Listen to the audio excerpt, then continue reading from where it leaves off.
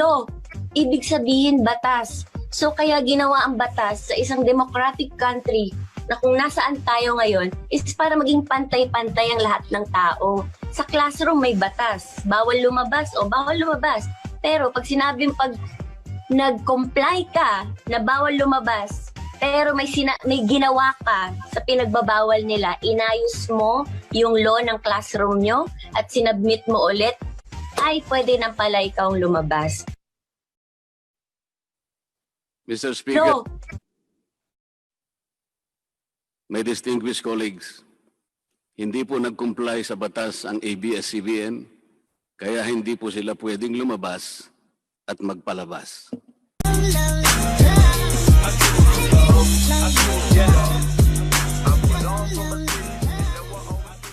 God, we commit performing our work responsibly in your honor. Provide us with fresh supply of strength to do our job. Enlighten our hearts and mind so that our work brings faith, joy, and smile to all that we come in contact with.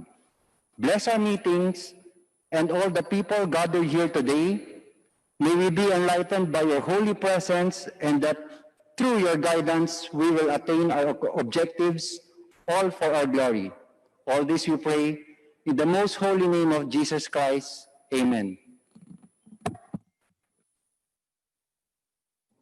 Please remain standing for the singing of the national anthem.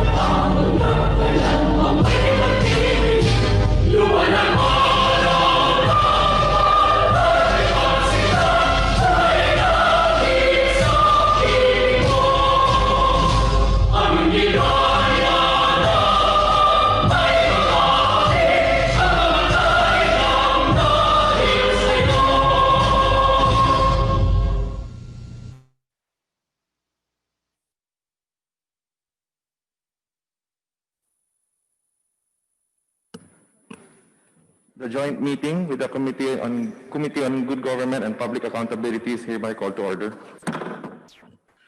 The joint meeting with the Committee on Legislative Franchises is hereby called to order. Mr. Chairman, on the part of the Committee on Legislative Franchises, I move to dispense with the calling of the roll. I second the motion. There's a motion to dispense with the calling of the roll for the Committee on Legislative Franchises. The motion is duly seconded. Hearing no objection, motion is approved.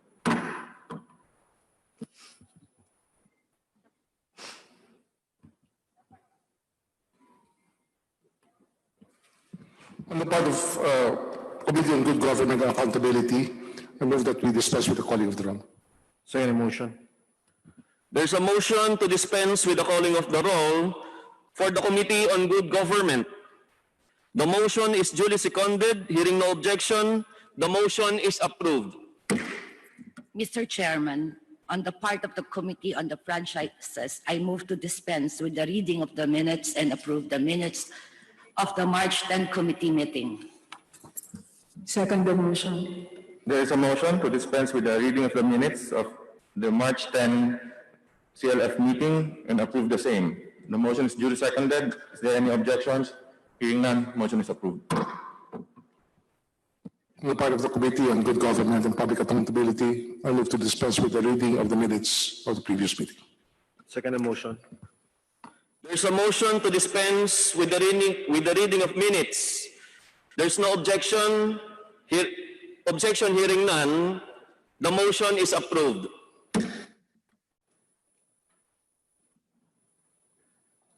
The Chair would like to ask the Committee Secretary to please acknowledge the members present and also our guests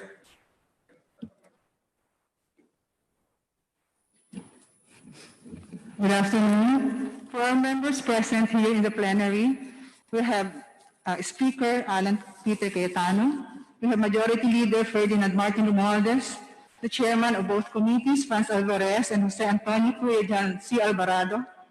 We have Representative Divina Gracio, Jesus Crispin Remulla, Representative Micaela Bilago, Representative Roberto Puno, Representative Elpidio Bersado Jr., Representative Michael Defensor, Representative Bienvenido Abante, Representative Rodante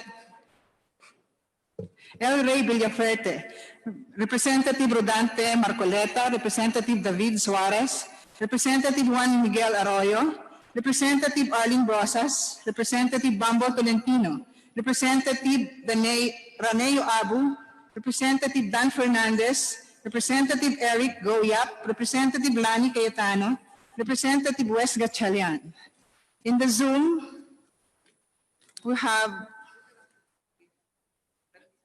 want to recognize our members in attending the Zoom video conferencing: Deputy Speaker Pablo Ortega, Deputy Speaker Geogracias Sabeliano, Representative Carlos Zarate, Representative Edsa Lagman, Deputy Speaker Conrad Estrella III, Deputy Speaker Rosemary Arenas, Representative Sol Aragones, Representative Joy Tambunting, Representative Ian D., Representative Presti de Jesus, Representative Neptali Boyat Gonzalez, Deputy Speaker Ferdinand Hernandez, Representative Raymond Mendoza, Representative Datu Rooney Sinsumat Jr., Representative Ann Hofer, Representative Vilma Santos Recto, Christian Unabia, Gabriel Bordado Jr., Jericho Nograles, Tony Pet Albano, Chodorico Jaresco, Leanda Bolilia, Marlene Len Alonte, Representative Michael Romero, Mujib Hataman, Ferdinand Gaite, Cristal Bagaching, Frederick Xiao, Hilt Cabarangay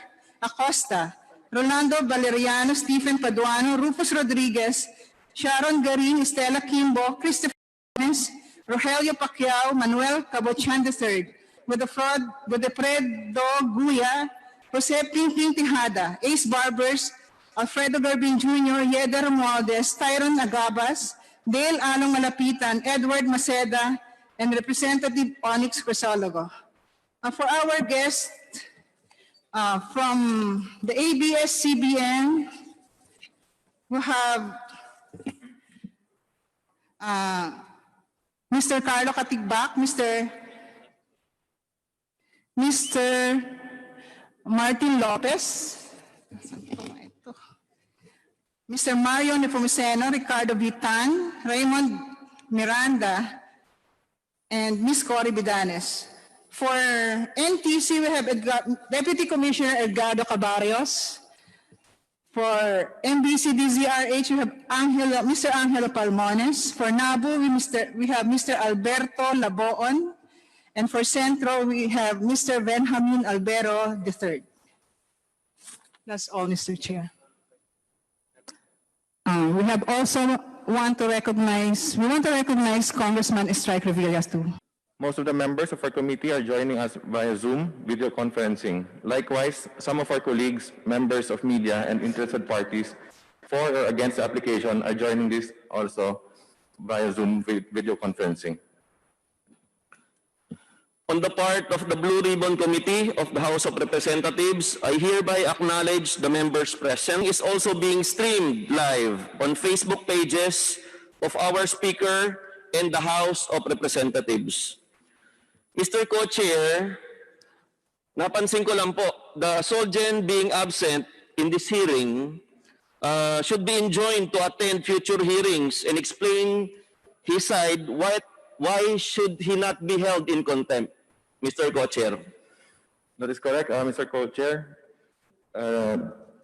The Chair is now directing both committee secretaries to private corporations to conduct business using source persons at expert witnesses upang magbigay linaw sa mga issues na ating pinag-uusapan.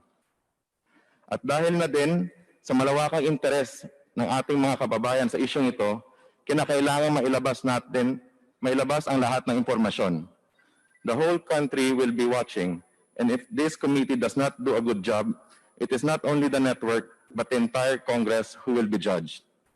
With this, I would like to ask every member of this committee and even all those who will speak before it to be guided by the principles of fairness, justice, honesty, and respect. Maraming salamat po.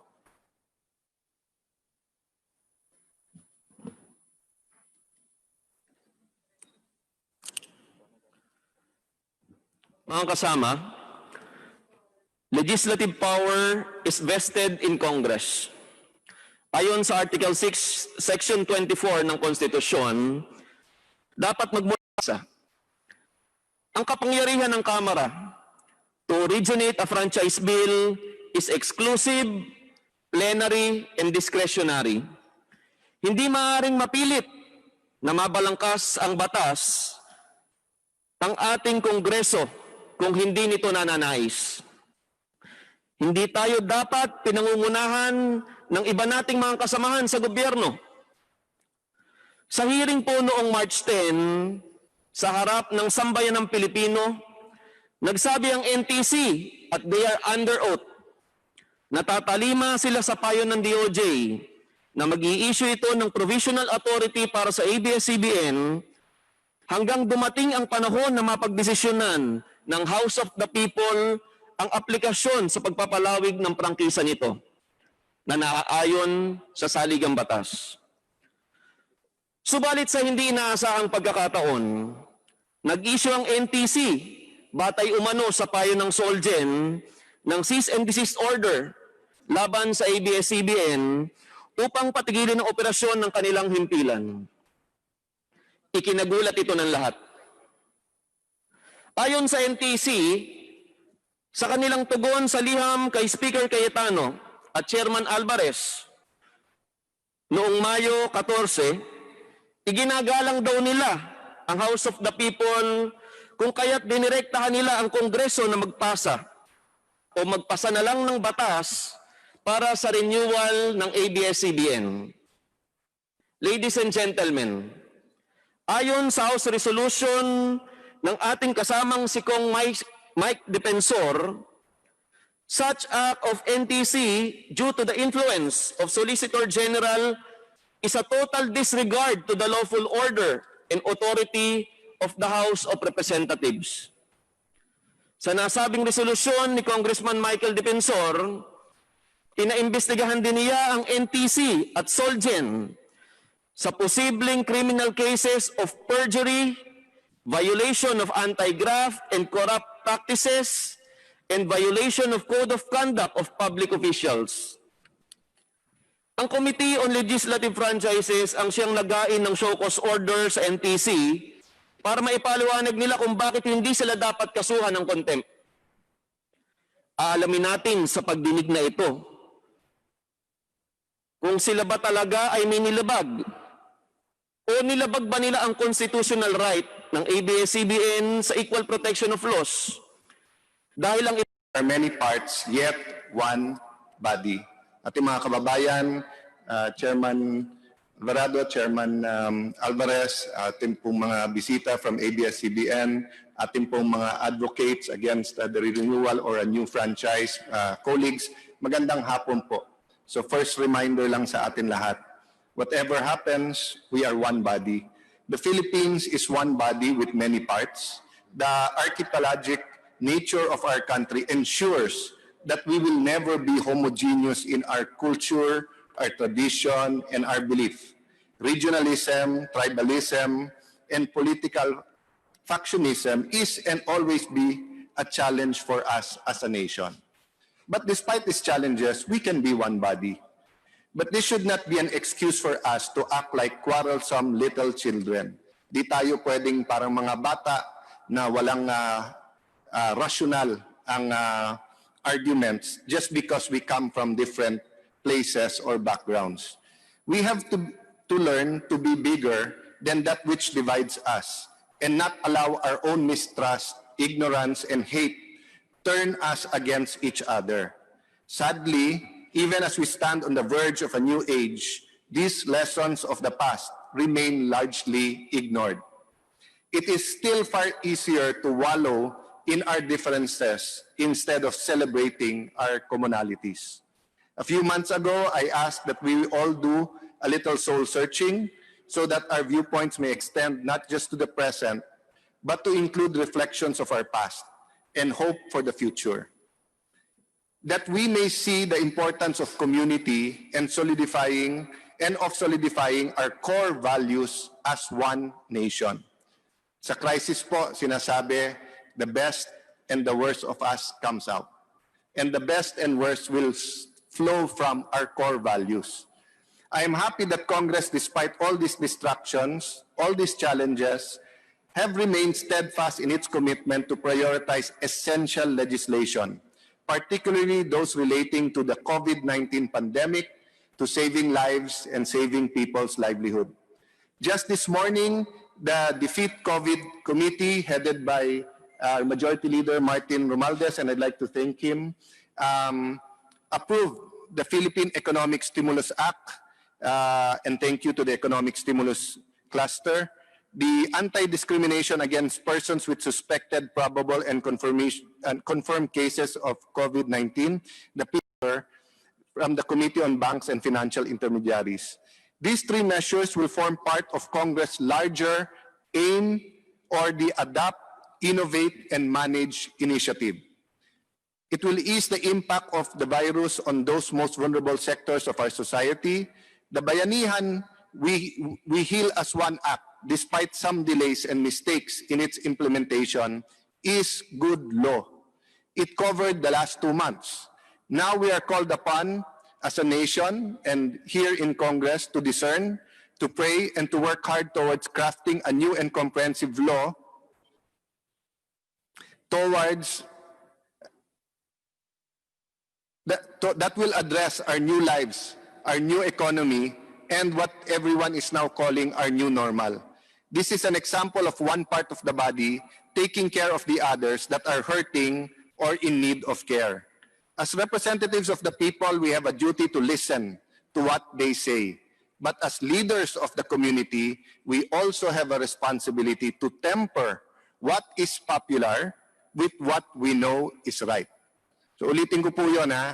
Bilang representante po ng tao, obligasyon natin i-represent sila, alamin ang opinion nila. Pero bilang leaders nila, kailangan hindi parati kung ano popular, kung ano tama. So paano po natin mapagdidikit yung dalawa? Mapagdidikit po natin yung dalawa kung fair at transparent ang hearing. So by allowing the people to hear both sides, what is popular and what is right will hopefully intersect. This is why we are aiming for a better normal and not just back to what we were before. This is why we want to pass laws that will future-proof our educational system, and protect and strengthen businesses and livelihoods. This is why Congress is pushing against the popular tide of the Abs-Cbn issue to be heard right away at the start of the year, or the end of last year, while we continue to lay the foundation for our collective better futures. Many of our countrymen are looking for direction in this world of the new normal. In a blink of an eye, much has changed. Dati ang ginagamit na word game extremist sa magkabilang dulo ng usapang ito. Ngunit hindi namin pwedeng gawin yon dahil yun po ay mali. Ang tama ay pakinggan ang bawat panig, dinggin ang mga facts, bigyan ng pagkakataon magsalita ang bawat isa at magdesisyon ng patas. Tama po na bigyan pagkakataon magsalita ang bawat isa at magdesisyon ng patas. Tama po na bigyan ng pagkakataon magsalita ang bawat isa at magdesisyon ng patas. Paulit-ulit po namin sasabihin yan. Tama po na bigyan ng importansya ang opinyon ng lahat sa paghahanap ng katotohanan. Mali po ang pagbubuli, pananakot at pag-iinsulto sa isa't isa. I began my statement by talking about the Philippines as one body with many parts. Congress, being a responsible part of this body, is committed to holding a fair, impartial, comprehensive, and thorough examination of all facts regarding this issue. That commitment has not wavered nor changed despite all the criticism that had been thrown at Congress and at me personally. And I have full confidence in the leadership of Chairman Alvarez and of Chairman Alvarado and of the rest of Congress. It is not a secret that I would have preferred another time to do this. But here we are, and it is time to do what is right. It is right to put an end to this issue, but it is wrong to use the issue to create more divisiveness.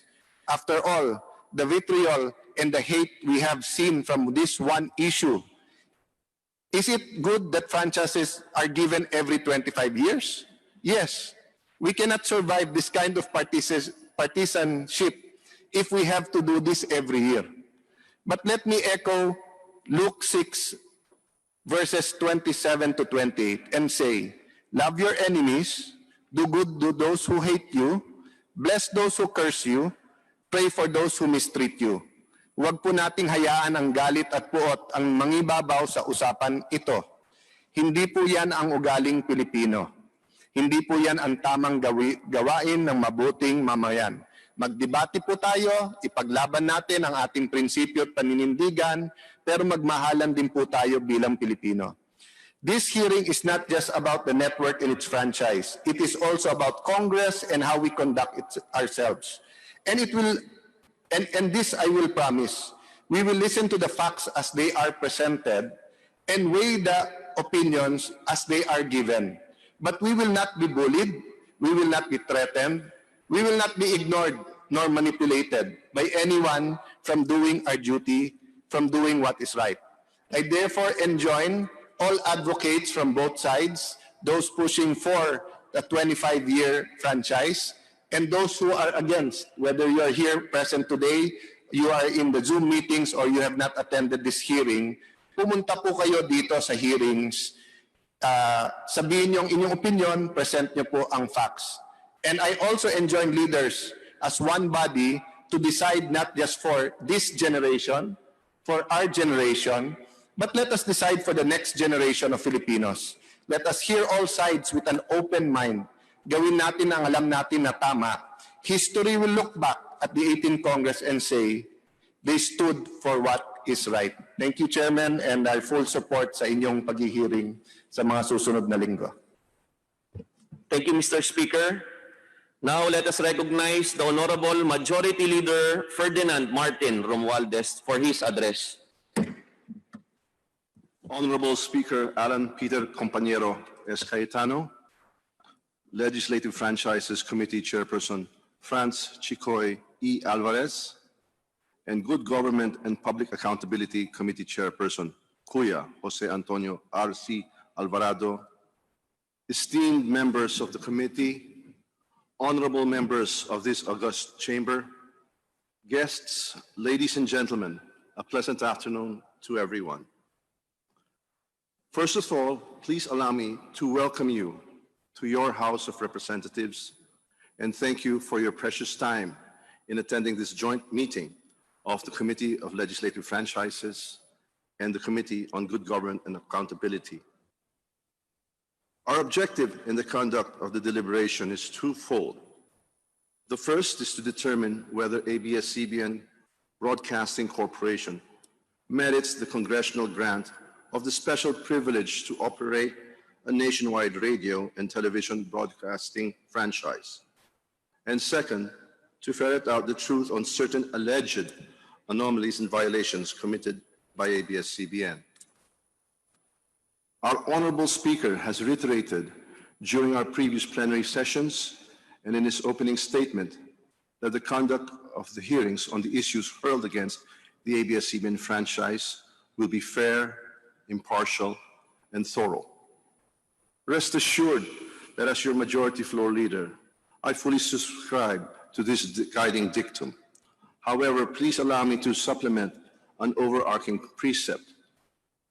The primary duty of the members of the House of Representatives is to legislate. Our own House rules specifically provides that members shall, among others, prepare, introduce, and work on the passage of legislative measures to effectively address social, political, and economic needs and concerns. I would like to underscore that during the course of the deliberations and inquiries in aid of legislation before this honorable joint committee, we will not be distracted and we will not lose track on shepherding priority legislations that will answer and cater to the needs of the welfare of the people, especially in these challenging times and during this pandemic. We must work doubly hard not only to arrive at the decision on whether to grant the franchise application of Abs-Cbn, but perhaps even more importantly, to craft and put into fruition the passage of the priority measures relative to the fight against the pandemic and the eventual defeat of COVID-19. In fact, this morning, before attending this joint meeting, I presided over 3 committee hearings, deliberating on proposed measures that will ensure our victory over the COVID-19 crisis. And to it, my first formal meeting was at 9:30 a.m., where the Social Amelioration Cluster of the Defeat COVID-19 Ad Hoc Committee tackled the measure of establishing the COVID-19 Employment and Reduction Economic Stimulus, or otherwise known as the CURES Bill, that Deputy Speaker L.A. Villafuerte so effectively guided this morning. And this is for the institution of the mechanism for the implementation thereof. My second meeting was at 10:30 a.m., where the Defeat COVID-19 Ad Hoc Mother Committee adopted the recommendations and approved priority measures of the Financial Institution Strategic Transfer, or the FIST Bill, the Philippine Economic Stimulus Act, the PESA Bill, and the Anti-Discrimination Against Persons with Suspected, Probable, and Confirmed Cases of COVID.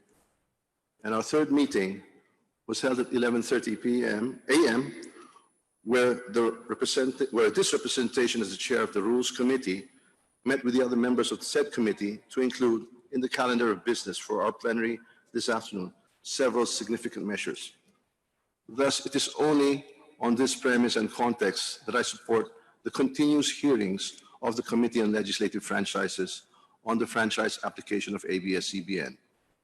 In fact, this afternoon, I will move in the plenary session prior to its adjournment sine die to authorize not only this committee, but all the committees to conduct its hearings and deliberations on noteworthy and meaningful proposed legislations, even while on recess. Thank you, and I wish you all a pleasant and a productive day ahead. Thank you, Majority Leader Martin Romualdez. Before we move on to the rules of procedure, the Chair would like to recognize other members present via Zoom. Congressman Nieto, Congresswoman Rosas, she's also present here. Congresswoman Villar, Congresswoman Sheena Tan, Congressman Eduardo Gullias, Congressman Datol, Congresswoman Abreg Saldivar, Deputy Speaker Don Gonzales, Congressman Ino D, Congressman Benitez, Congressman Balindong, Deputy Speaker Mikey Romero, Congressman Eric Martinez, Congresswoman Castelo, Congressman Ferrer, Congresswoman Colliantes, Congressman Enrico Pineda, Congresswoman Bautista, Congressman Vargas, Congresswoman Angelina Tan, Congresswoman Fariñas, and Congresswoman Kimbo. Likewise, we also have via Zoom, NTC Commissioner Cordova. May we now request our esteemed member, Alfredo Garbin Jr. of Ako Bicol Party List to explain the rules of procedure to be observed in our hearings. Magandang hapon po sa inyong lahat. Let me lay out to you the rules of procedure to be observed by the Joint Committee. Speaker Alan Peter Cayetano promised the Joint Committees shall hold a fair, impartial, and comprehensive hearings and will allow a thorough presentation and representation of the evidence with regard to the franchise application of Abs-Cbn. The Joint Committees will do just that. There are many issues to tackle based on the position papers that have been submitted so far. There are many issues. Mahalaga po ang mga kasagutan sa mga issue para malaman kung dapat hindi bigyan o dapat bigyan ng prangkisa ang Abs-Cbn. The decision of the Joint Committee cannot be reached in one sitting only. Iisa-isahin po natin ang mga issues na napapaloob sa franchise application ng Abs-Cbn.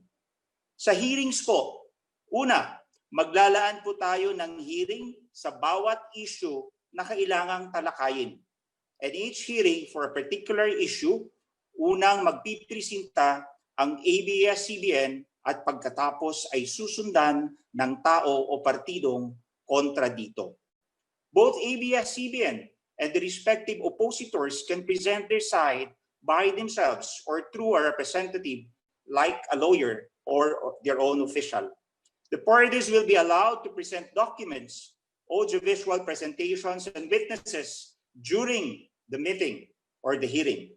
In the interest of fairness, itong mga dokumento, audiovisual presentations, and affidavits of witnesses ay kailangan isumite sa Joint Committee 3 araw bago ang naturang hearing kung kailan ipipresenta ang mga ito.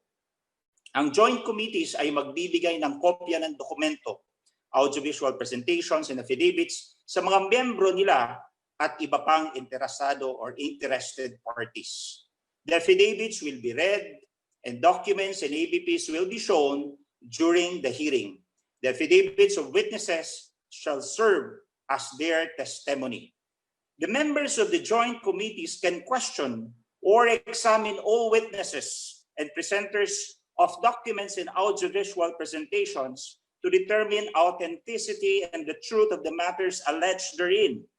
The joint committees may invite resource persons like experts, groups, sectors, constituencies, and individuals to give their opinion on an issue or subject. Bibigyan po ng prior notice sa mga resource person para makapaghanda sila ng kailangan dokumento at pag-aralan ang mga isyong dapat nilang talakayin. The Joint Committee may also invite resource person, the relevant officials from various agencies of the government, as they have the expertise and experience that the members need the determination of the issues involving ABS-CBN. The members of the Joint Committee may also question or examine the resource persons. The Joint Committee may subpoena documents and persons so they can be presented during the hearing. And while ABS-CBN may be represented by counsel during the hearings, the presence of its principal officers in each hearing is strictly required by rules. The principal officers include the President, the Chief Operating Officer, the Chief Executive Officer, and the Chief Finance Officer, the Corporate Secretary, and the Chief Technical Officer or their equivalents. Pagdating naman po sa pagboto, after all the parties, including the resource persons and witnesses heard, the joint committees will start the deliberation and thereafter magbobotohan na po. Only the members of the joint committee are allowed to vote. I repeat, only the members of the joint committee are allowed to vote. And ang majority po ng boto ang mananaig. Kapag ang mga aligasyon na ibinato or kapag mas madami ang pumabor, pasado ang aplikasyon sa committee level. Kung hindi naman, denied ang application. Inuulit ko po, maraming isyong nakapaloob at mga aligasyon na ibinato kaugnay sa franchise application ng ABS-CBN at tungkulin ng komite at tiyaking ang prangkisa na ibibigay ay makakabuti sa kapakanan ng ating bayan at kapwa Pilipino. Inaasahan namin na ang lahat ng members ng Joint Committee at ang buong Kongreso, gayon din ang mga partido, witnesses at resource persons, kabilang na ang lahat ng ating mga bisita dito sa Kongreso, na sundin at igalang ang mga patakaran na hiniain ng Joint Committee upang matiyak ang maayos at makatarungan na pagdinig sa franchise application ng ABS-CBN. Tandaan natin na ang prosesong nabanggit ay isang guide para sa pandinig na ito. The Joint Committee should not be bound by strict adherence to technicalities when it comes to finding out the truth. May mga pagkakataon na kinakailangan maging maluwag tayo upang masigurado natin ang makatarungan at mabilis na pagre-resolba ng mga issues. Kasama ng sambayanang Pilipino, isa lamang naman po ang gusto ng ating mga pandinig ng aplikasyon ng ABS-CBN na maging impartial at objective, na maging patas upang makuha natin ang katotohanan sa mga paratang na ibinatos laban sa ABS-CBN at maging gabay sa bawat mababatas sa pagboto kung dapat ba o hindi dapat bigyan ng prangkisa ang ABS-CBN. Maraming salamat po.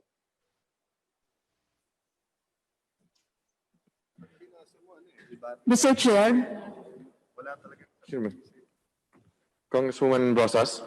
Yes, Mr. Chair, just a clarificatory question with regards to the rules of procedure, Mr. Chair.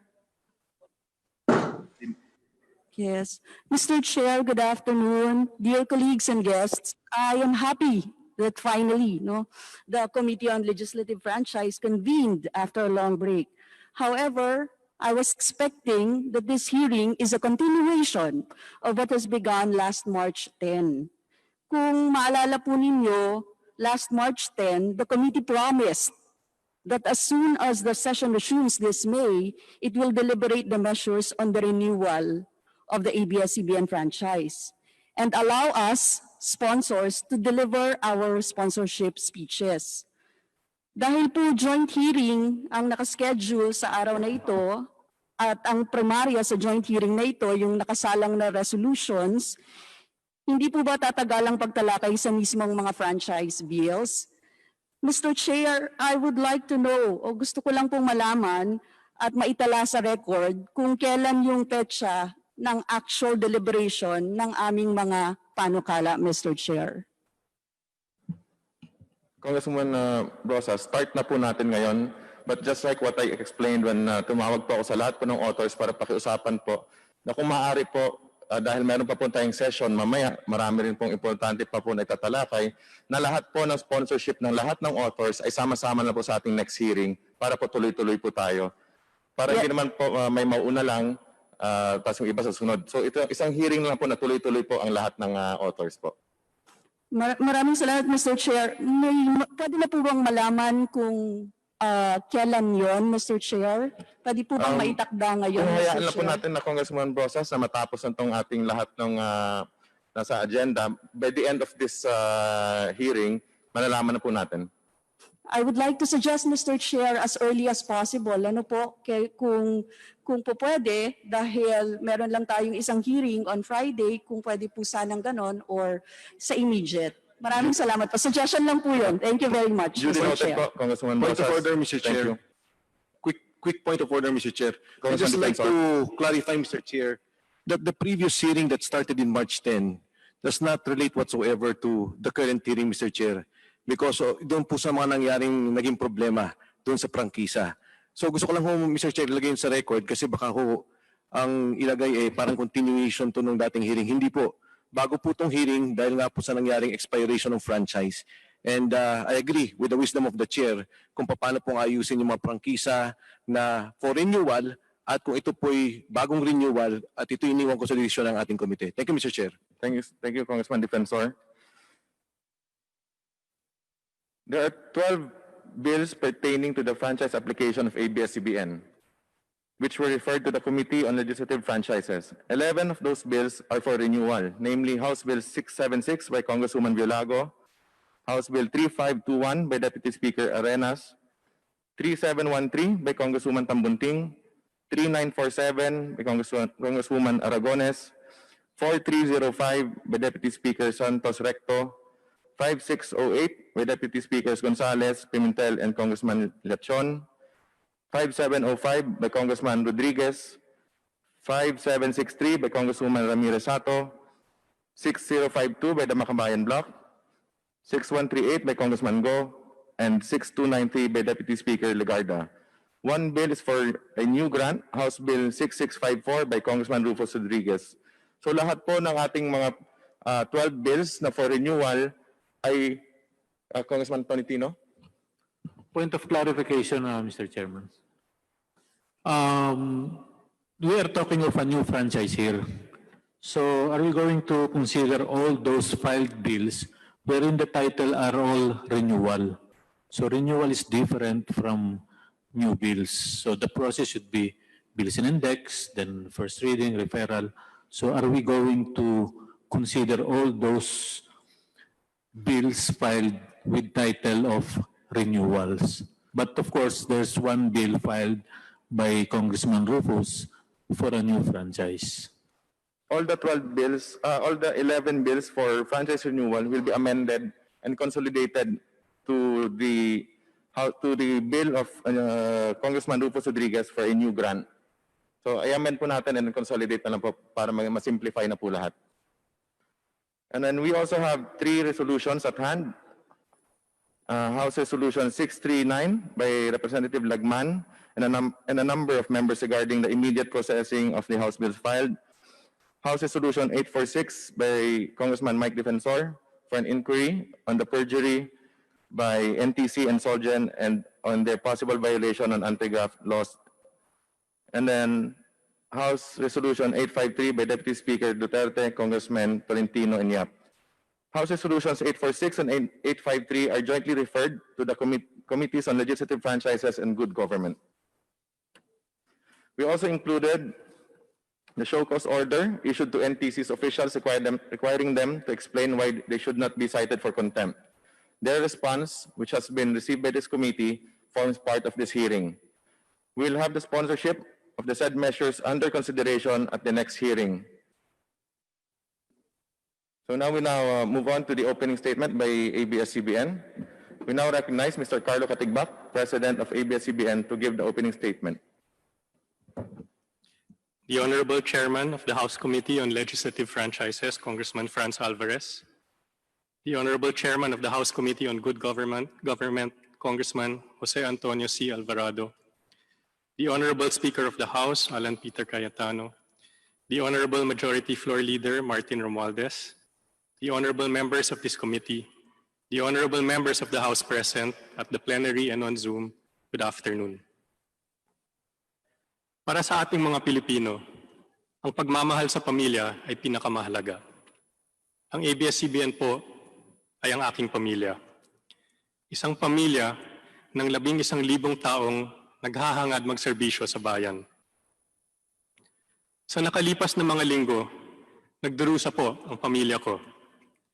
Nag-aalala sila na mawawalan sila ng trabaho. Natatakot sila para sa kanilang kinabukasan at sa kinabukasan ng kanilang mga mahal sa buhay. Ang sakit po ng pakiramdam. Alam po namin na sa panahon ng pandemya, napakahirap pong mawalan ng trabaho dahil hindi madaling makahanap ng panibagong hanap buhay. May nagsasabi sa social media na nagpapaawa lang daw kami. Sana po makausap ninyo ang isang tatay o nanay na mawawalan ng hanap buhay. Sana po maramdaman ninyo ang takot nila kapag iniisip nila kung papaano nila bubuhayin at papakainin ang kanilang pamilya. Sana po pakinggan ninyo ang boses ng aming mga kapamilya. Sinabi ng Presidente ng aming rank and file union, hindi na kami makatulog sa pangangamba. Hindi po kami nagpapaawa. Umaapela po kami. Ibalik niyo po ang ABS-CBN para maprotektahan namin ang 11,000 kong kapamilya at ang kanilang mga minamahal sa buhay. We want to do everything we can to protect our employees. Pero may hangganan din ang kakayahan ng kumpanya namin. Habang wala kami sa ere, palaki ng palaki ang nalulugi sa amin. At sa mga darating na linggo, mapipilitan na kami maglabas ng listahan ng mga empleyadong mawawalan ng trabaho. Sana makita po ng Kongreso na nasa kapangyarihan ninyo ang kinabukasan nila. Sa tingin po namin, wala pong dahilan kung bakit hindi pwedeng ibigay ang prangkisa ng ABS-CBN. There have been many accusations thrown against us about alleged violations of laws or violations of our franchise. Sinasabi po ng mga bumabatiko sa amin, the law is the law. And we agree, the law is the law. And under the law, we are innocent unless proven guilty. Up to now, there is no court that has determined we have broken any laws. Sabi po ng BIR, bayad ang aming buwis. Nanggaling po sa SEC na aprobado sa kanila ang pag-issue ng mga PDR. Ang Department of Justice ang nagsabi na hindi labag sa prangkisa ang KBO. Ang DOLE naman ay nagsabi na sumunod kami sa lahat ng compliance orders nila. Wala po kaming nilabag na batas. Pero inaamin namin na hindi kami isang perpektong organisasyon. May mga kakulangan din po kami at handa naming ayusin ang mga ito. I know there are congressmen who feel there are things that we can do to be a better company. And we agree with you. Mark Lopez, our chairman, and I both commit that even if a franchise is given to us, we will not stop listening to you. And we will continuously take actions that make us a better company. Your Honors, masakit po itong nangyari sa amin. Umasa po kami sa hangarin ninyo at ng Senado na habang pinag-uusapan ng prangkisa, hindi po kami mawawala sa ere. Sa pag-shutdown namin, marami sa ating mga kababayan ang nawalan ng serbisyo ng ABS-CBN, lalong-lalo na sa panahon ng pandemya. Nasa 70 million po ang nanonood ng ABS-CBN bawat linggo. Kailangan nila ang balita para sa kanilang kaligtasan o hanap buhay. At habang hindi sila makalabas ng bahay, marami ang nangangailangan ng mga programang nagbibigay ng saya, inspirasyon, tibay ng loob at pag-asa. Milyon-milyong OFW din po ang umaasa sa ABS-CBN para maibsan ang kanilang lungkot habang nagsasakripisyo sila para sa pamilya. Nung nag-umpisa ang quarantine at gutom ang naging problema ng bayan, agad po kaming kumilos para makatulong. Sa suporta ng iba't ibang kumpanya at sa donasyong nanggaling sa publiko, ang Pantawid ng Pag-ibig ay nakapaghatid ng pagkain sa 3 milyong tao sa NCR, Laguna, Cavite, Rizal at Bulacan. Para po sa amin, ang magmalasakit ay tungkulin ng aming kumpanya bilang isang tunay na kapamilya. Sana pakinggan niyo na lang po ang boses ng ating mga kababayan na nagsasabi kung gaano kahalaga ang serbisyo ng ABS-CBN para sa kanila. Sa aming mga kapamilya, maraming salamat po sa lahat ng suportang ibinibigay ninyo sa amin.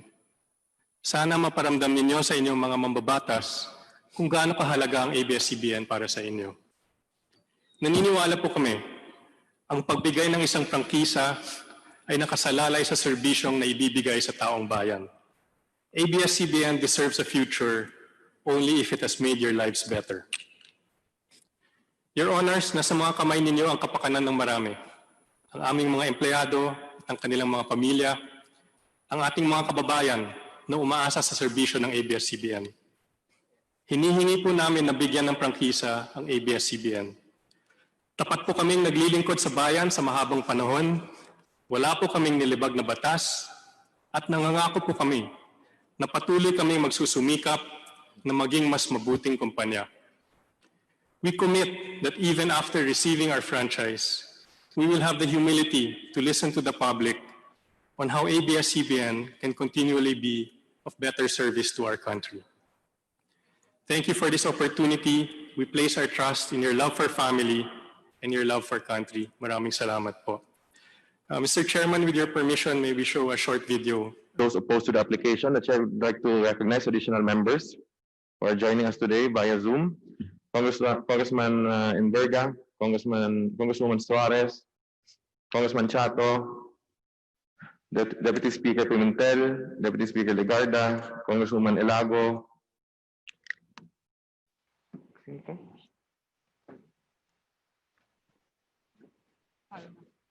Congressman Palma, Congressman Pablo John Garcia, Congressman Kabatbat, Congressman Lara, Congresswoman Bernadette Herrera D, Congressman Jaresco, Colliantes, Goriseta, Aglipay, and Abel Llanosa. Thank you, Chairman. We had invited Solicitor General Jose Calida to deliver the opening statement of those opposing the franchise application of ABS-CBN. Alam na po nating lahat na wala po dito si Solgen. So we ask and now recognize Deputy Speaker Rodante Marcoleta of Sagip Party List to deliver the opening statement of those opposing the franchise application of ABS-CBN.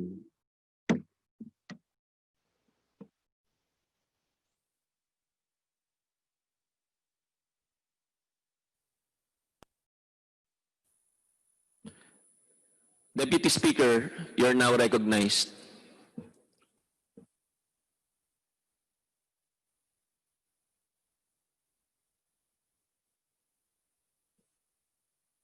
Meron po akong pin-repair na konti ring slide. Sana po maipakita muna bago ako magpatuloy. Pwede po, Deputy Speaker Marcoleta. Law, ibig sabihin batas. So kaya ginawa ang batas sa isang democratic country na kung nasaan tayo ngayon is para maging pantay-pantay ang lahat ng tao. Sa classroom may batas, bawal lumabas o bawal lumabas. Pero pag nag-comply ka na bawal lumabas, pero may ginawa ka sa pinagbabawal nila, inayos mo yung law ng classroom nyo at sinubmit mo ulit, ay pwede nang pala ikaw lumabas. Mr. Speaker, my distinguished colleagues, hindi po nag-comply sa batas ang ABS-CBN, kaya hindi po sila pwedeng lumabas at magpalabas. Those opposing the franchise application of ABS-CBN will show with clear and convincing evidence that ABS-CBN did not comply with the terms and conditions of its franchise, as well as our laws and the Constitution. In fact, they will show in the succeeding hearings of the Committee on Legislative Franchises that ABS-CBN deliberately and with impunity violated the conditions of its legislative franchise and more so our laws and the Constitution. Matagal na po kasi ang mga aligasyong ito. Hindi mamatay-matay, lumulutang sa internet, nasa labi ng mga Pilipino. Hindi seryosong binigyan ng pansin. Bakit po? Tikom ang bibig ng may kakayahang magsiwalat nito dahil takot sa maimpluwensyang network na kayang sirain ng tao, kandidato man o hindi. Salamat at ganap na ninindigan si Speaker Alan Peter Cayetano at hindi inalintana ang mga tuligsa sa kanya at pinayagan niya na magkaroon ng patas, bukas at malawak ang pagdinig sa mga aligasyong ito katulad ng nagaganap sa araw na ito.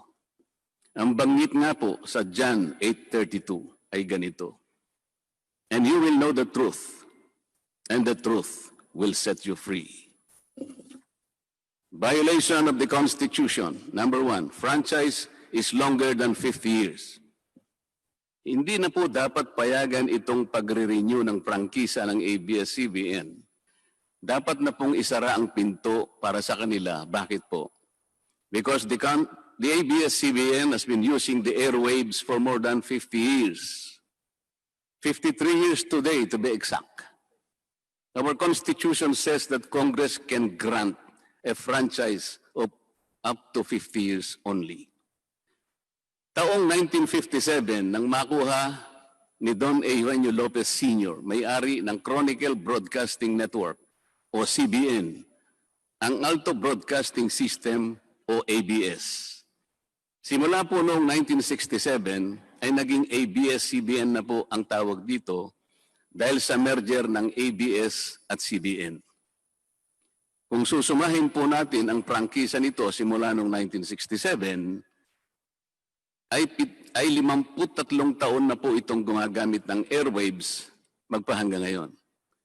63 years naman po kung susumahin natin mula po ng pagkakakuha ng CBN sa ABS noong 1957. The Committee on Legislative Franchises should not allow itself to be used by ABS-CBN to again circumvent the Constitution and violate the categorical 50-year limitation imposed on franchises.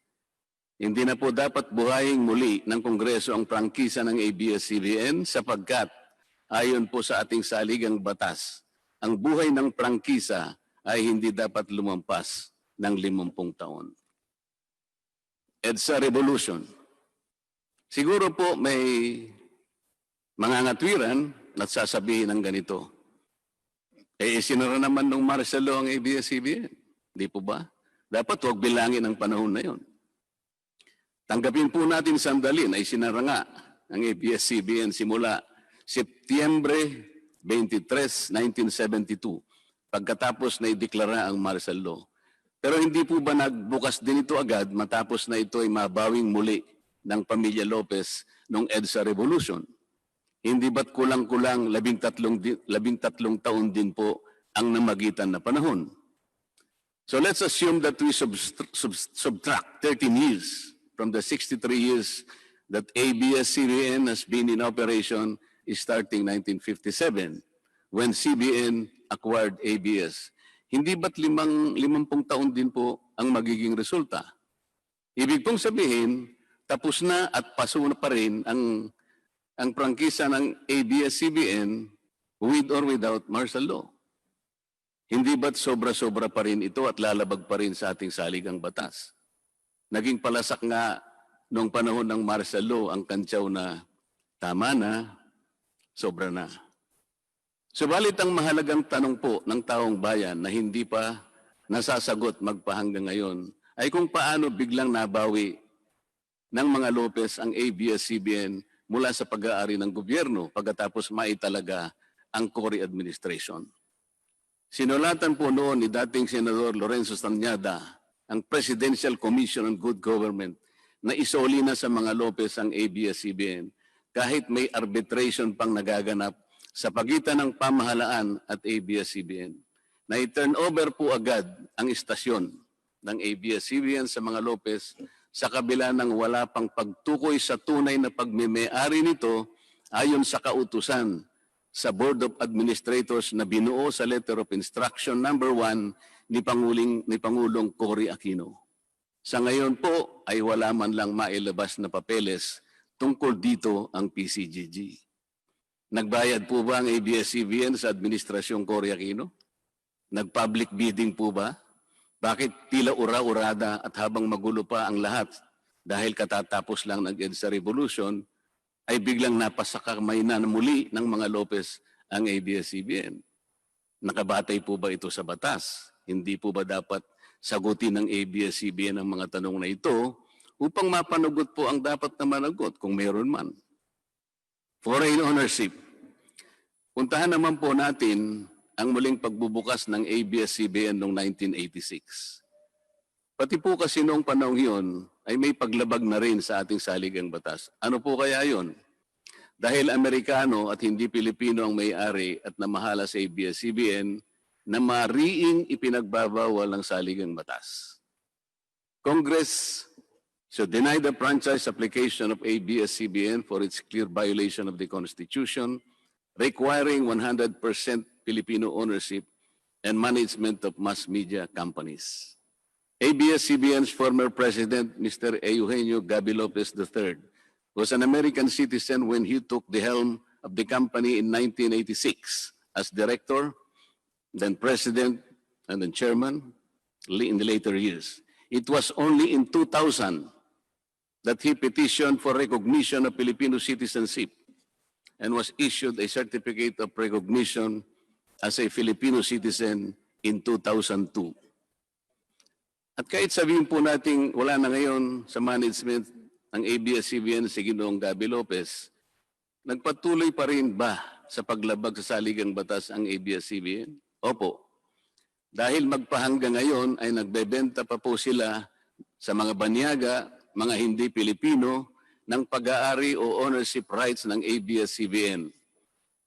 Through an intricate web of corporate layering, ABS-CBN lets non-Filipinos to own its common shares through the issuance of Philippine Depositary Receipts o PDRs. In September 1999, the ABS-CBN Holdings Corporation offered 132 million Philippine Depositary Receipts underlying the 132 million common shares of ABS-CBN. Immediately prior to the closing of the PDR's offering, Lopez Incorporated, the main stockholder of ABS-CBN Corporation, transferred 132 million ABS-CBN shares to ABS-CBN Holding Corporation, its alter ego.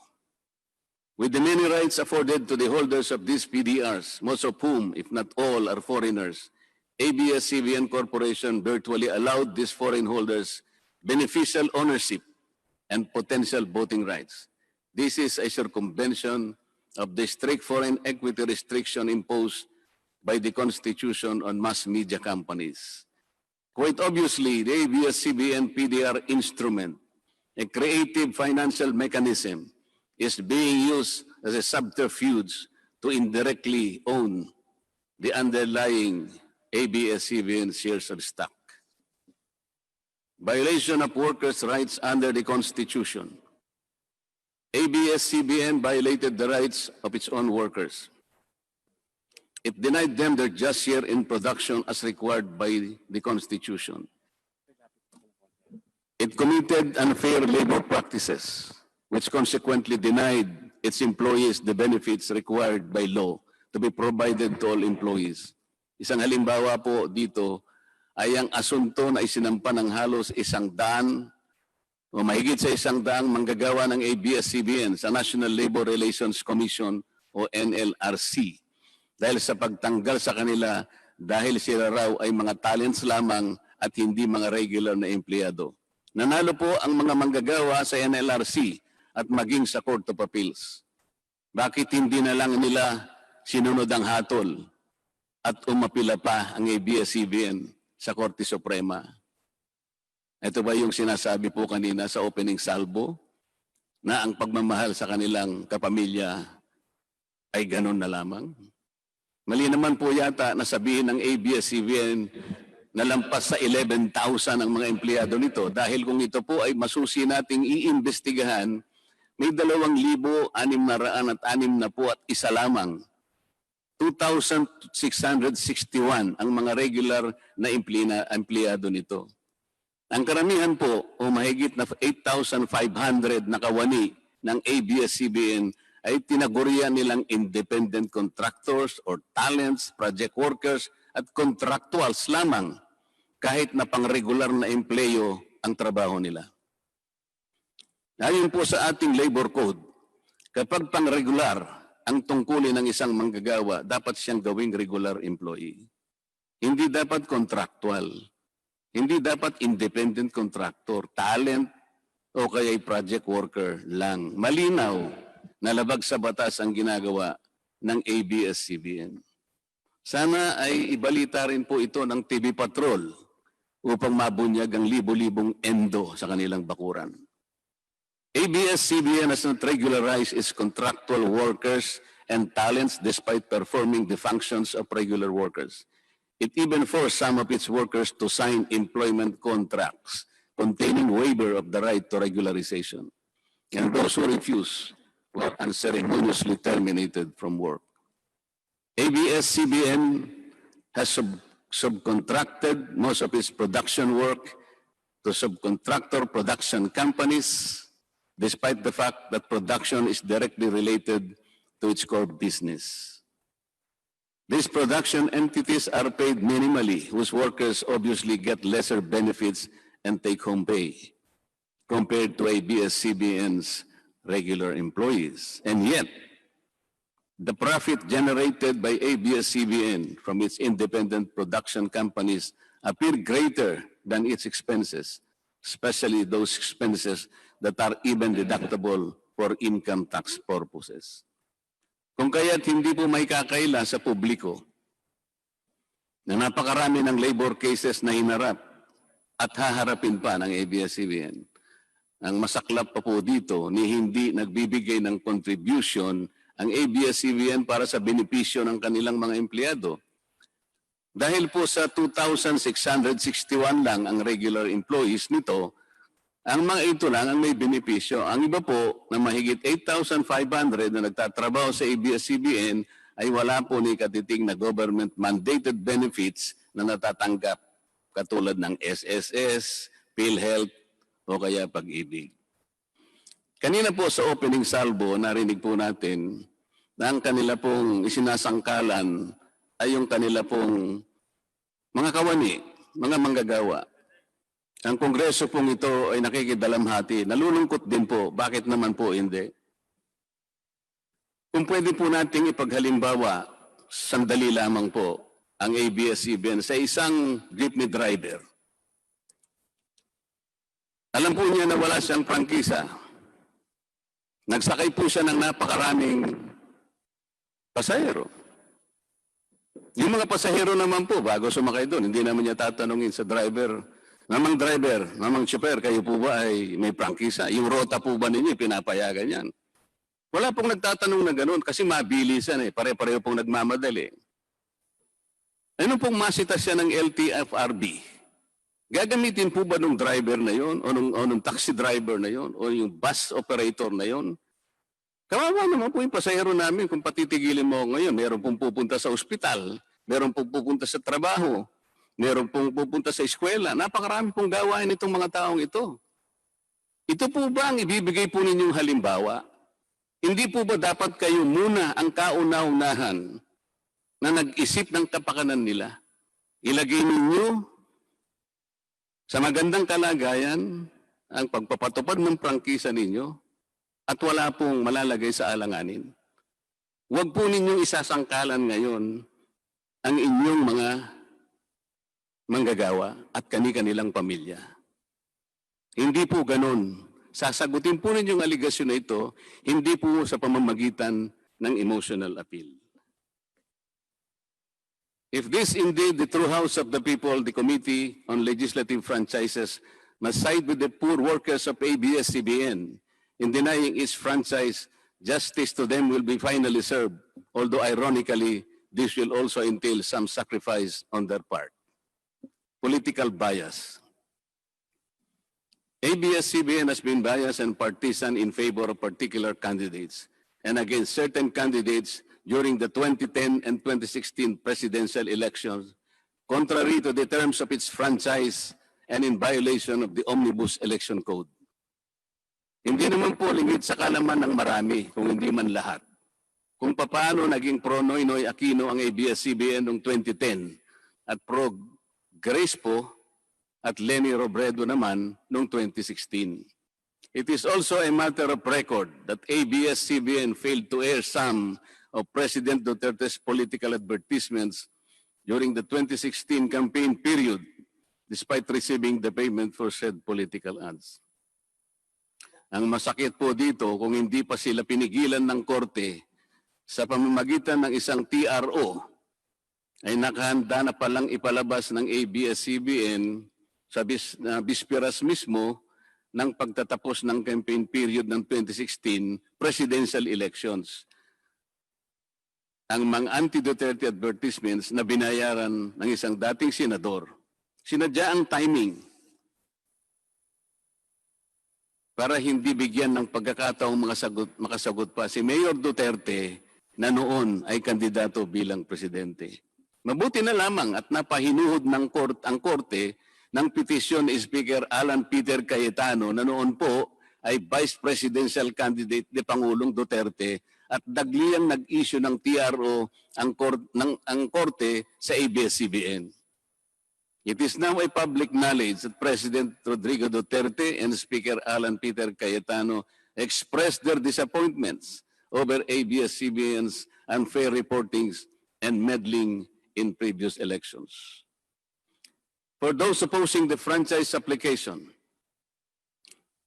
hindi na po dapat payagan ng ABS-CBN na muling pakialaman ang politika sa ating bansa. Panahon na para ang taong bayan ang pumili ng mga namumuno na gusto nila at hindi ang napipisil ng ABS-CBN. Paalala lang po sa ABS-CBN, you are a broadcasting company, not a political kingmaker. Either you play ball or you play fair. Multiple channels in one franchise. Mga kababayan, inabuso po ng ABS-CBN ang kanilang prangkisa. Sa hindi nila may paliwanag na dahilan o maaari namang sinadya na gamitin ang kanyang prangkisa para sa isang channel lamang, pero gumamit pa ng ibang prangkisa ng telekomunikasyon na hindi naman pang broadcast upang mas kumita at makapagbenta sa pamamagitan ng maraming channels. ABS-CBN violated the terms and conditions of its franchise by offering its TV Plus boxes for a one-time fee but using the free-to-air signal authorized in the franchise granted by Congress at no cost to ABS-CBN. Tubong lugaw, ika nga. But this practice of ABS-CBN without permission from Congress or the National Telecommunication Commission is killing the cable industry, which depends on monthly-based subscription of its clientele. At bukod po sa pagbebenta ng TV Plus box sa publiko, sa Kapamilya Box Office Channel na nakapaloob dito, ay nagawa pang maningil ang ABS-CBN sa bawat pelikulang gustong mapanood ng publiko sa KBO Channel. Ibinenta na nga ang TV Plus box, ibinenta pa rin ang mga palabas na pwedeng mapanood sa TV Plus box. Dobleng tubong lugaw na po ito. Hindi po saklaw ang mga ito sa prangkisa na ipinagkaloob ng Kongreso sa ABS-CBN.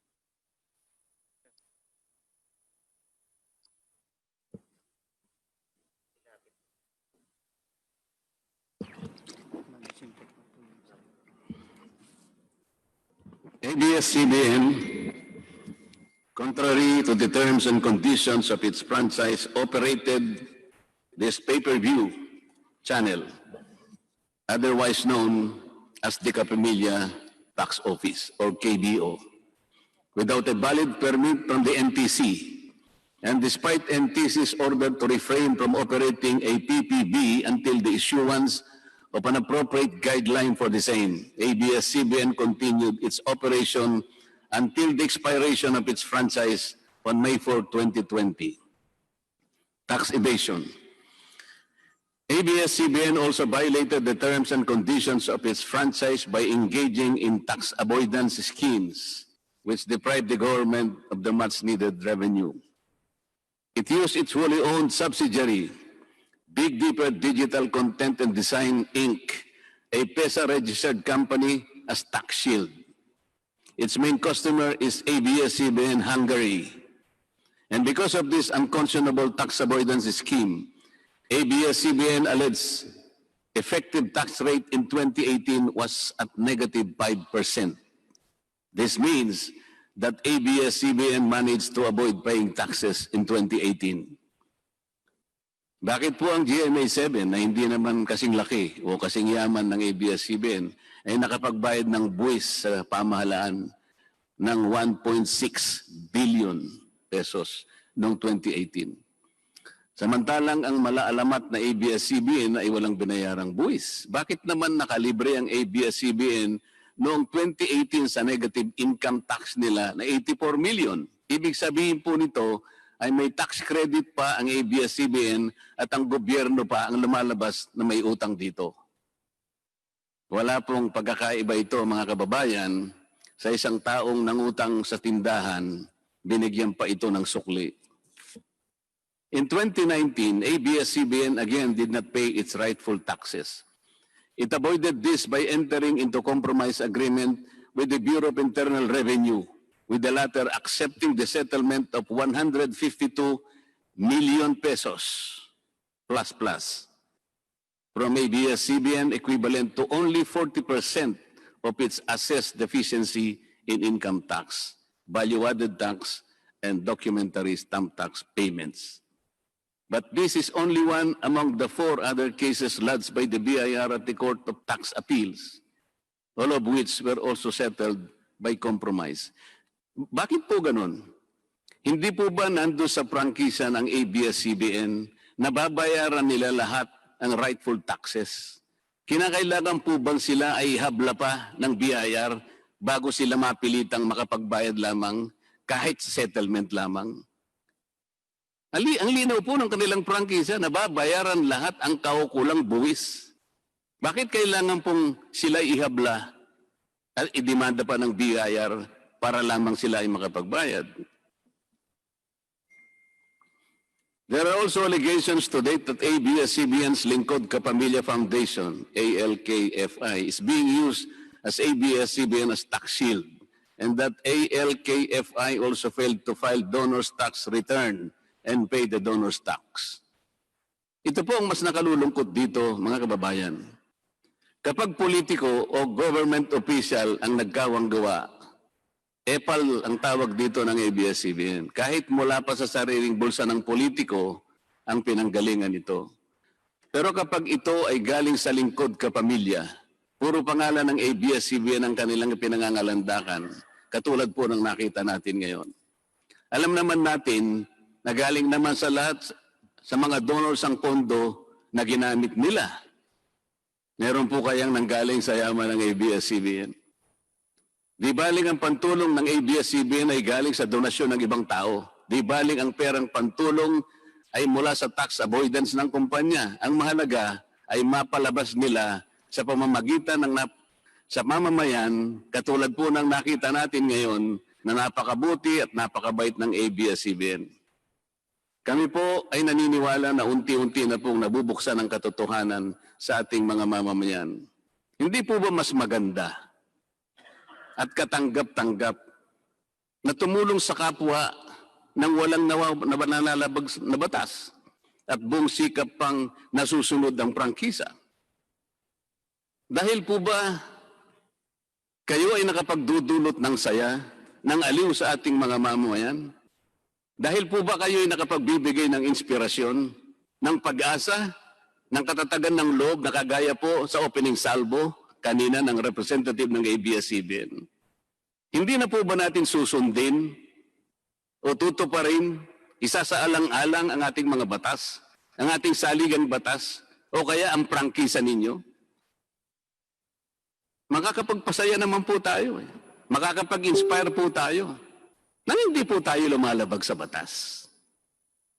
The House of Representatives should endeavor not to grant the franchise application of ABS-CBN because it has deliberately floated the Constitution and other related laws. Even the terms and conditions of its previous franchise to suit its own business and political interest, but to the prejudice of the greater good.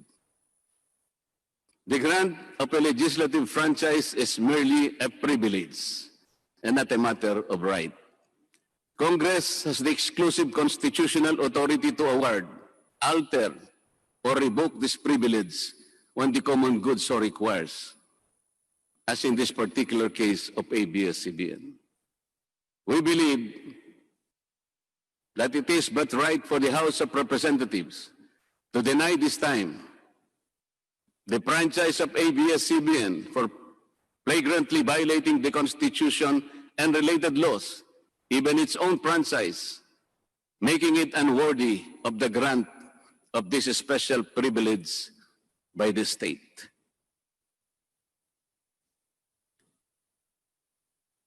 Alam mo kung sino lang ang pinakamatinding magiging kalaban ni Ricardo? Sino? Nako, kabahan ka kay Ricardo. Ang pinakakalaban ni Ricardo. Sino? Feeling ko si Kiboloy. Yung nagpahinto ng lindol. Si Kiboloy lang ang magpapahinto ng probinsyano. Abangan nyo yan. Oh. So inahamon kita Kiboloy, pahinto mo nga ang probinsyano. Napahinto mo pala ang lindol eh. Apakayabang nyo pala eh. Sabi niya daw, stop. Sige nga, punta kang gitna ng EDSA, stop mo yung traffic doon. Stop.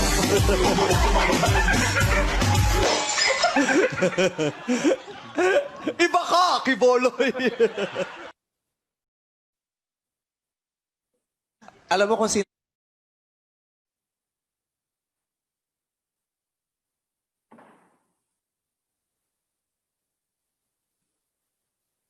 Kailan mo ba gustong mapa-stop ang probinsyano? Ikaw, magpili ka. Kailan mo gustong i-stop? 1 buwan, 2 buwan, 3 buwan, 4 na buwan? Ikaw. Baka sa 4 na buwan, hindi lang yung probinsyano may stop. Baka pati yung network mo, stop na yan. Mr. Speaker, ABS-CBN posed the challenge. Obviously, the challenge was accepted. There is no reason to complain. Maraming salamat po. Maraming salamat, DS Marcoleta. We now recognize Speaker Cayetano for a manifestation. Mr. Chairman, I'd like to thank both sides for the opening statements. Very clear sa side ng ABS na paninindigan na walang violation of law at very clear kay Deputy Speaker Marcoleta na inisa-isa niya yung alleged violation of law. So katulad ng sinabi ni Congressman Garbin kanina na dapat less technical para ang tao naririnig lahat, I just like to appeal sa members ng leniency kay Solicitor General at kahit today natin schedule yung opening statement, bigyan pa natin siya ng pagkakataon sa susunod na hearing to make the opening statement. Kasi kung i-review nyo po ang statements niya, statement na Malacanang, very, very clear po, hindi siya inutusan ng ating Pangulo na pumunta sa korte at gawin yung petition niya. So very, very clear that the champion of the exposing the alleged violations of ABS-CBN is Solicitor General. That doesn't exclude other champions who are here today and other oppositors who have been interviewed on specific alleged violations. Pero si Solgen ang nakapag-put together ng arguments, ng proof, ng ebidensya, ng witnesses. So I don't think we can explain today sa atin publiko ang sub judice rule na claim ni Solicitor General Calida. But I just like to make 2 points. First, kung ganun ang interpretasyon ng sub judice rule, walang hearing na magaganap sa Kongreso. So for example, corruption sa pagbili ng PPEs. Ang gagawin lang nung inaakusahan, mag-file siya ng libel case laban dun sa umakusa. Tapos sasabihin na niya, hindi na siya pupunta sa hearing kasi sub judice yung kaso. Diba? So, kompleto po ang jurisprudence at yung batas na hindi po, kung paano i-apply yung sub judice rule. Secondly po, and it's a reminder din sa ating resource persons, during more normal times, no, nung hindi pa tayo nag-Zoom hearings or session, ang excuse mo lang na hindi pumunta dito, yung you're not physically well, you're physically unable to, you're out of the country. No? But if you will claim the constitutional right against testifying against yourself, if you're going to claim the right of privacy, if you're going to claim sub judice, or any other legal defense, reporters, if they're going to claim the privilege of protecting the information or the informants, sometimes we will allow that, but you have to be here. You cannot absent yourself and then make those claims. You have to be here, make those claims, and then the committee will determine whether tama yung legal excuse na binigay mo o hindi.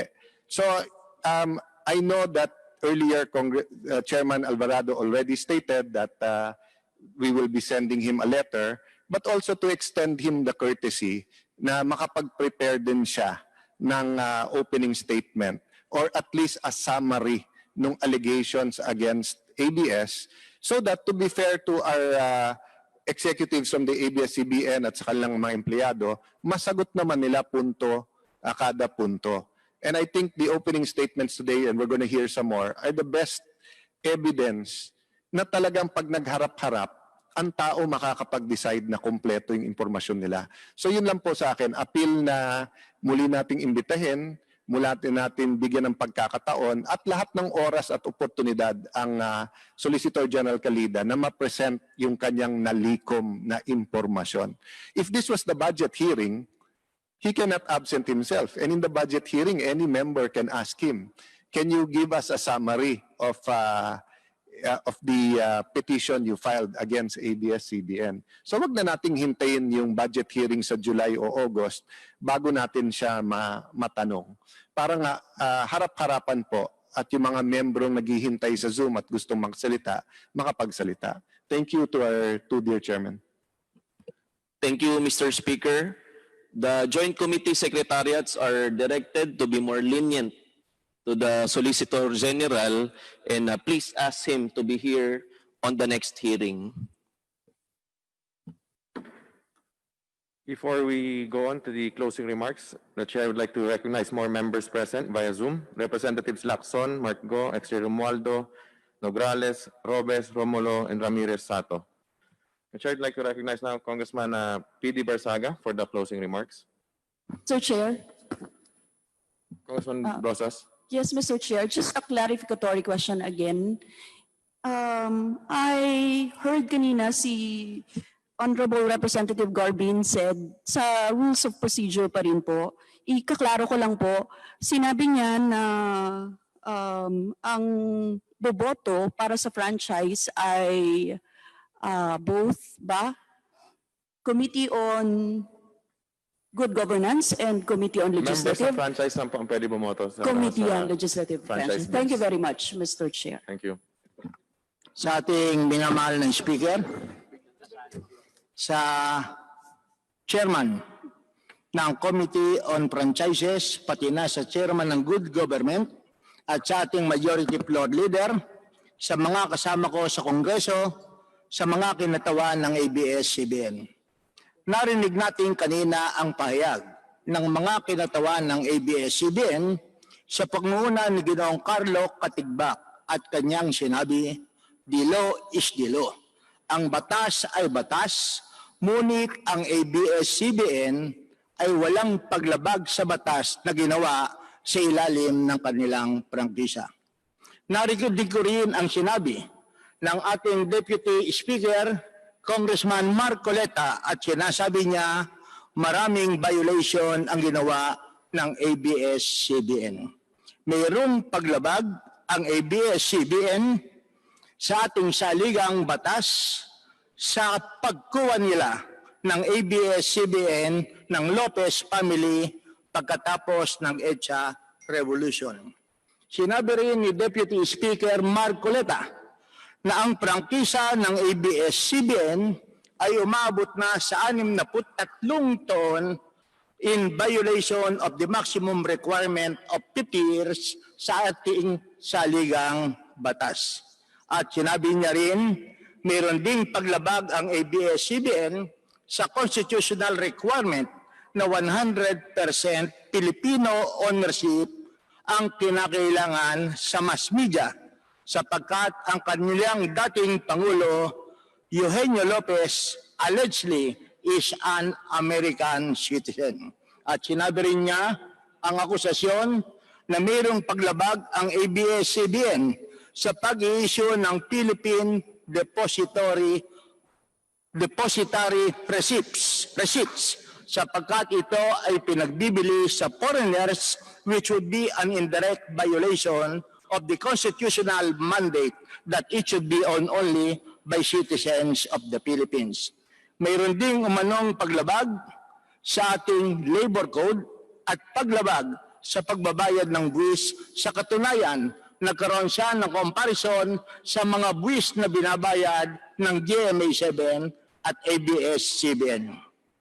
Dahilan sa mga conflicting issues na narinig ko mula sa ABS-CBN at kay Deputy Speaker Marcoleta, kinakailangan magkaroon tayo ng exhaustive hearing at nang sa ganon talagang makita natin kung ano ang katotohanan.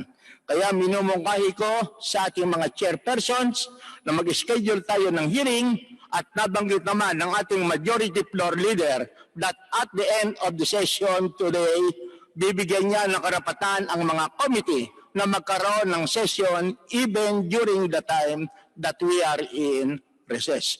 Marami pong salamat.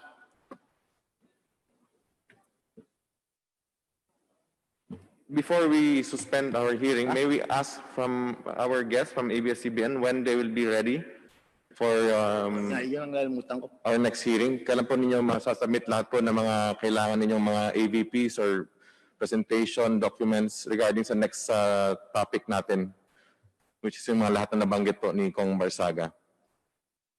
Ano pong schedule lang sa tingin ninyo okay sa inyo? Mr. Chair, para klaro lang, yung topics na i-cover po natin sa susunod na hearing ay yung mga binanggit po ni Congressman Marcoleta. Barsaga po. Okay. Opo. By Friday po, we'll be ready to submit lahat ng documents sa committee. Baka pwede pong Thursday na lang para... Thursday po. Opo. And then, kailan po ninyo gusto mag-hearing? Thursday, then Monday, hearing na tayo. Kayo po. Monday po siguro. Kung PD, okay nun? Yes, Mr. Chairman. The sooner the better, sapagkat nakatuon ang mata ng ating mga kababayan sa ginagawa natin sa pagtalakay ng prangkisa ng ABS-CBN. And I think that would also give enough time sa ating Soljan na mag-prepare din ng kanilang opening statement kung tsaka presentation kung mag-attend din po sila sa Monday. So we'll schedule our next hearing Monday, 9 Mr. to... Chairman, just a quick proposal, Mr. Chairman. Sana po makuha na rin natin sa ABS-CBN. Ano po ba yung nature ng kanilang proposal? Is it now a new application? It is now a renewal? Para hindi na tayo din nagdidebate within the committee in trying to consolidate the bills that we have for renewal and for the new application, let it come from ABS-CBN itself, from their legal, what submission they would want to this committee. Salamat, Mr. Chairman. Mr. Katigbak, who would like to answer? Siguro, Mr. Chair, I'll defer to our sponsors and co-authors on the particular issue.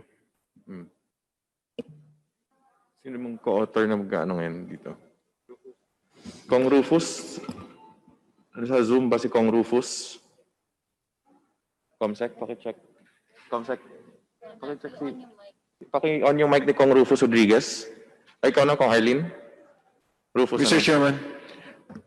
Kong Mike. Yes. The reason kaya ko po tinatanong yung ABS-CBN dun sa nature ng application nila, kasi parang humaganda sila na po as the corporate entity to define. Nakita na po nila yung presentation ni Congressman Marcoleta. There were several points about the constitutional limitation. Ito pong nature of the bill that we will be discussing now. Will it be a new application? Will it be a renewal? So it would be best, Mr. Chairman, that it comes from the entity itself, ABS-CBN. I would assume that the sponsor later on, whether it's Congressman Rufus or anyone else, would take up the bill. Pero at least makita po natin at walang sisihan nang galing mismo doon sa aplikante ng prangkisa ng ABS-CBN. Thank you, Mr. Chairman. Mr. Chairman. Mr. Chairman. Thank you, Chairman. Before Mr. Chairman, can I be recognized? I would like to recognize Congressman Rufus Rodriguez. Thank you very much, Chairman Chico Alvarez and Chairman Jonathan. Precisely, I have filed a new bill, 6694, to grant a new 25-year franchise to ABS-CBN because it is a fact that the franchise of ABS-CBN expired last May 4, midnight. But I would believe that, as stated by Chairman Alvarez, that the 11 bills that were filed, which were on renewal, could be by the motu proprio by the committee, could now be converted into all new grants because we cannot anymore talk about renewal when there's already a expiration of the franchise. And so if the authors would now join me and if they would signify their intention to be able to amend by manifestation the word extension to the word grant of a 25-year, I think we can join the issues and we can proceed on a new grant, Mr. Chairman. That is my opinion as author of 6694 filed on May 6 after the May 5 cease and desist order of the NTC, Mr. Chairman. Thank you, Congressman Rodriguez. Congressman Mikey Arroyo. Mr. Chairman, I believe that this issue, whether or not it is a renewal or an extension, is very important because there are so many side issues, Mr. Chairman. For example, there's a side issue. It may be big to others, but may be small to others. But for example, the issue of their frequencies, Mr. Chairman, if it is a renewal, then do they still have a right to the frequencies they used to use? Mr. Chairman, these are just small issues, huge umbrella issue we have. So I believe that we should have many more hearings to give an explanation to the experts, to ABS-CBN, to air their side, and to the oppositors. And we haven't heard these gentlemen here. I don't even know who they are. So. Anyway, Mr. Chairman, that's just one of the side issues that I will be asking in the future. So just a manifestation, Mr. Chairman. Deputy Majority Boying. Mr. Chairman?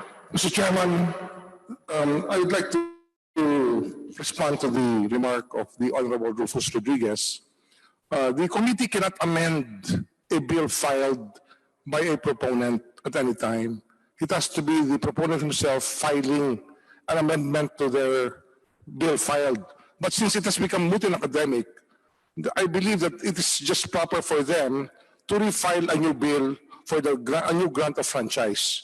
I think that's the only way that we can really tackle it together with the other bills, because otherwise we might be violating our own rules, Mr. Chairman. Mr. Chair, actually, Majority Leader. good alternative right now is to consider having the committee file a substitute bill to incorporate those previous renewals, and that can be adopted by the said committee on legislative franchise.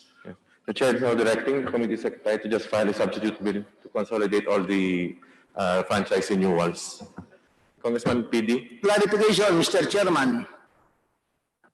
If a new bill would be filed, then does it require that there must be the usual procedure, that there must be the first reading, then there must be the referral to the committee?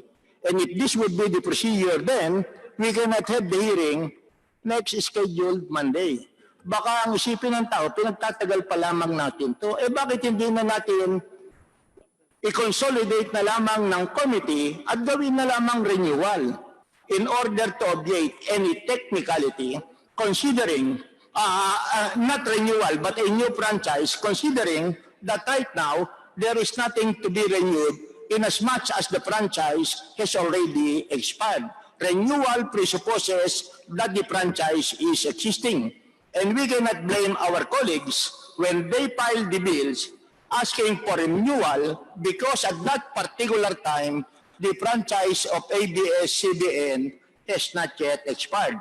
So siguro pwede na sa committee level, you just consolidate and ask the authors if they are willing to amend and to make it application of a new franchise, not a renewal, in consonance with the bill filed by our colleague, Congressman Rufus Rodriguez. Thank you very much. Barsaga, that was exactly what I said at the beginning of the hearing, that i-consolidate natin lahat ng renewals nung tinanong po ni Congressman Bumble Tolentino. Thank you. So, Congressman Mikey Arroyo. Chairman, back to my issue, Mr. Chairman. So, do we leave it to the NTC to decide if these frequencies are up for bidding or up for grabs again now, or is it incumbent with the franchise committee to decide that fate? I think all those questions, Congressman Mikey, will be answered in the succeeding hearings. We will tackle issues, specific issues lang per hearing, and I think in one of our hearings, matatakal po natin yan.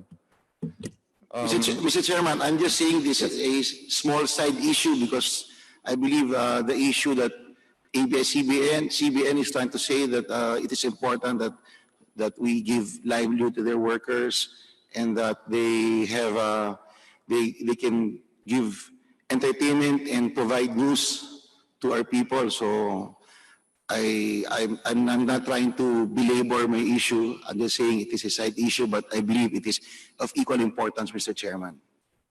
Thank you, Congressman Arroyo. So, I will have Yes, Mr. Chair. Congressman Rosas. Nung sinamit po namin yung renewal franchise, we were banking on what you said nung last committee hearing na i-hear natin yung 12, how many franchises, no? Renewal franchises yon. So, our position is, gusto sana namin yung renewal, yung na franchise, yung pag-usapan, Mr. Chair. Mr. Chairman. Congressman Herkiap. Mr. Chair, una-una gusto ko po magpasalamat at natuloy na po itong hearing na to. At ngayon po, narinig na natin yung opening statement ni Sir Carlo Catibak na lagi po natin nakikita sa TVN. At for the first time po, narinig naman natin yung statement ni Deputy Speaker Marcoleta na ito po yung mga sa ngayon ay alleged violations at makikita na rin po sa TVN. Yun po ang purpose ng hearing natin na malaman po talaga ng taong bayan kung ano po yung totoong nangyayari. Yun lang po, gusto ko magpasalamat sa inyo, Mr. Chair, at sa leadership po. Thank you. The chair will also direct the committee secretary to talk to all the authors kung amenable sila doon sa ating gagawin na pag-consolidate na lang. So now, before we suspend, ulitin ko lang ating next hearing, Monday, 9 to 1 p.m. 9 a.m. to 1 p.m. Kung okay na po kayo doon para may time lahat mag-prepare. Hearing is suspended until Monday, 9 a.m.